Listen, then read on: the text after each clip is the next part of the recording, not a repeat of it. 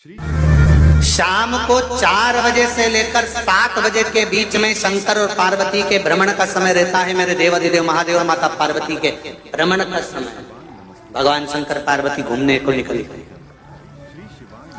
इसलिए हमारा सनातन धर्म कहता है शाम के समय पर माताओं को झाड़ू नहीं लगाना चाहिए, शाम के समय पर माताओं को चूड़ी बिछिया नहीं बदलना चाहिए, शाम के समय पर माताओं को मांग में सिंदूरा नहीं भरना चाहिए, शाम के समय पर माताओं को बाल नहीं बांधना चाहिए, शाम के समय पर माताओं को चौखट पर नहीं बैठना चाहिए। उसका कारण क्या है? क्योंकि पार्वती जी ने भगवान भोलेनाथ जी से कहा था कि तुम मुझे रोज शाम के समय प्रदोष काल में भ्रमण के लिए लेकर जाते हो, मेरे लिए आज्ञा क्या है? शंकर भगवान ने कहा सुनो पार्वती, मंदिर के अंदर नंदी रहता है, जाने वाला यात्री जब मंदिर में मेरा दर्शन करने आता है तो नंदी के कानों में कहकर जाता है कि शिव जी को मेरे यहाँ लेकर आना। मैं नंदी के अनुसार उनके घर जाता हूँ, मेरा काम है उनका कल्याण करना और तेरा काम है उनके घर की नारी को अखंड सौभाग्यवती का वर प्रदान करना, ये तेरा काम है। तब पार्वती माता ने कहा अखंड सौभाग्यवती होने का वर मैं तो दे दूंगी, पर उस समय पर माताएं चूड़ी बदल रही होगी, हाथ से चूड़ी निकाल रही होगी तो मैं वर कैसे दे सकती हूँ? मांग भर रही होगी तो मैं वर कैसे दे सकती हूँ? उस समय पर चूड़ी बिछिया बदला जा रहा होगा तो मैं वर कैसे दे सकती हूँ? उस समय पर झाड़ू लग रही होगी तो मैं लक्ष्मी को वहां कैसे भेज सकती हूँ? आप बताओ। तो शंकर भगवान ने कहा प्रदोष का समय एक ऐसा समय होता है, शाम का समय ऐसा होता है जिस समय पर केवल शंकर और पार्वती की आराधना का समय होता है।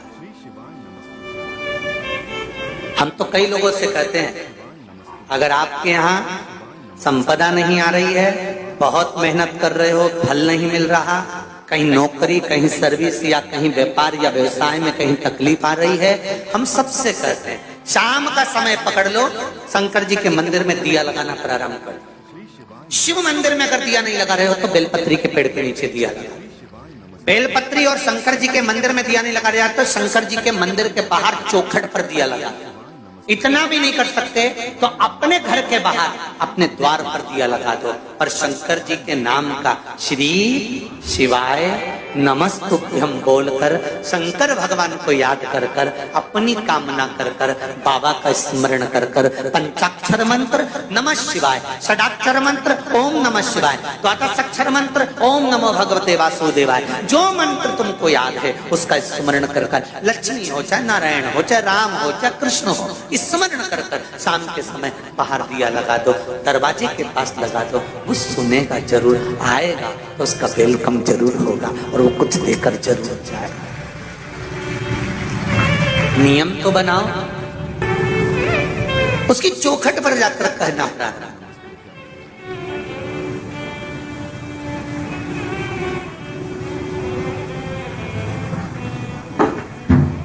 बृहस्पति महाराज ने कहा कि शाम का समय जो प्रदोष का समय होता है उस समय पर इंद्रदेव तुम शंकर जी की आराधना करो।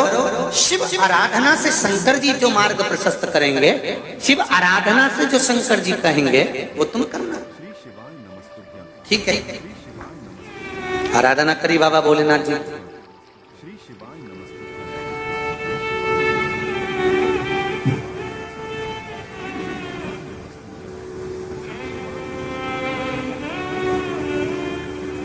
मालूम नहीं था इंद्रदेव को। बृहस्पति महाराज ने प्रदोष की महत्वता समझाई तो प्रदोष का समय जानकर शंकर जी पर 7 बेलपत्र प्रदोष के दिन इंद्र ने समर्पित कर दी बिना सोचे। कितनी बेलपत्र? 7। प्रदोष का व्रत करो चाहे ना करो, मंदिर में चढ़ी हुई बेलपत्र को उठा लो,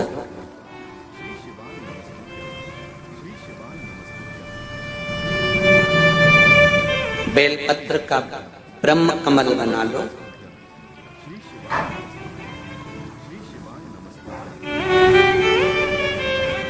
ब्रह्म कमल का मतलब होता है डंडी बीच में रहे, आसपास पत्तियां रहे। 7 पत्ती का ब्रह्म कमल बनाकर, जैसे ये पत्तियां हैं एक जैसी रखी हुई हैं तो इसको फैला लिया, सात पत्ती को आपस में फैलाकर ब्रह्म कमल बना लें।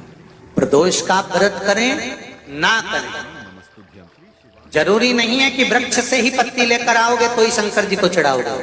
शिव जी पे से चढ़ी हुई उठाकर धोकर ब्रह्म कमल बनाकर बाबा से विनय कर कर, हे प्रभु आज मैं इस काम के लिए जा रहा हूं, बाबा मेरा यह कार्य है, बोलकर श्री शिवाय नमस्तुभ्यम बोलकर शिवलिंग पर समर्पित कर दो। दिन भर के प्रदोष व्रत का फल बाबा एक बेलपत्री समर्पित करने पर ही प्रदान कर देता है। शिव प्रदोष व्रत कर रहे हो उससे बढ़कर कोई प्रसन्नता नहीं, पर नहीं कर रहे तो प्रदोष के दिन या 12 महीने शिवरात्रि आती है। संध्या का समय 4 से 7 बजे के बीच भगवान शिव और माता पार्वती के दिव्य विचरण का समय होता है। हमारा सनातन धर्म इस समय कुछ विशेष कार्यों को न करने की सलाह देता है। कहा जाता है कि इस समय पार्वती जी ने भगवान शिव से सैर करने का आग्रह किया था और तभी से हमारी परंपरा शाम के समय कुछ खास कार्यों को हतोत्साहित करती है। पौराणिक कथा के अनुसार जब भक्त भगवान शिव के मंदिर जाते हैं तो बैल नंदी उन्हें बताता है कि वो शाम के समय पार्वती जी के मंदिर में उनकी इच्छाओं को पूरा करने के लिए जाता है। इसके बाद इस पवित्र समय के लिए विभिन्न दिशा निर्देश निर्धारित किए गए। शाम के समय झाड़ू लगाने, कंगन बदलने, सिंदूर लगाने, बाल बांधने या द्वार पर बैठने की सलाह नहीं दी जाती है। यह विश्वास दिव्य दंपति के पवित्र संचरण में निहित है और ये प्रथाएं उस समय सम्मान और पवित्रता बनाए रखने के लिए है। इसी संदर्भ में पार्वती जी और भगवान शिव के बीच शाम के महत्व पर चर्चा करने की एक कहानी है। पार्वती जी ने जोर दिया कि भगवान शिव हर शाम पवित्र सैर के लिए प्रदोष काल में उनके साथ आए। भगवान शिव ने समझाया कि यह समय विशेष रूप से उनकी पूजा के लिए समर्पित है। उस अवधि के दौरान कुछ अनुष्ठानों के पालन के महत्व पर बल देते हुए इन दिशा निर्देशों का पालन करने के लिए भक्तों को सलाह दी जाती है कि वे प्रदोष काल के दौरान भगवान शिव के मंदिर में दीपक जलाएं।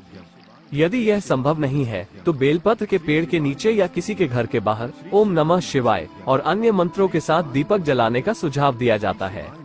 ऐसा माना जाता है कि शाम के समय विशेष रूप से प्रदोष के दौरान इन प्रथाओं का पालन करने से दिव्य आशीर्वाद प्राप्त होते हैं और मनोकामनाएं पूरी होती है। निष्कर्ष रूप में कहानी शाम के समय विशेष रूप से प्रदोष के दौरान जुड़े श्रद्धा को उजागर करती है और भक्तों को पूजा में लग्न रहने और इस पवित्र अवधि के दौरान कुछ रीति रिवाजों का पालन करने के लिए प्रोत्साहित करती है।